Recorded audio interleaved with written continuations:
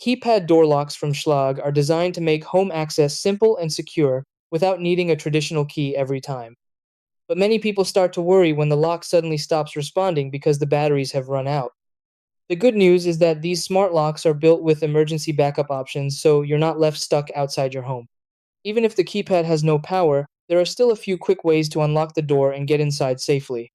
By using the hidden key override or the emergency battery feature available on models like Schlage Encode Smart Wi-Fi Deadbolt and Schlage Sense Smart Deadbolt, you can temporarily restore power and unlock the door within seconds.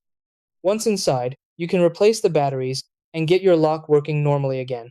Here's the fastest way to handle a dead battery situation on a Schlage keypad lock. Step 1. Look for the hidden key slot on the lock and unlock the door using the physical key. Step 2. If your model supports it, press a fresh 9-volt battery against the emergency power terminals under the keypad. Step 3.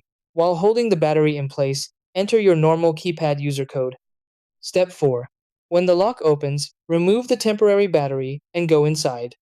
Step 5. Replace the old batteries with new ones, usually 4 AA batteries to restore normal operation.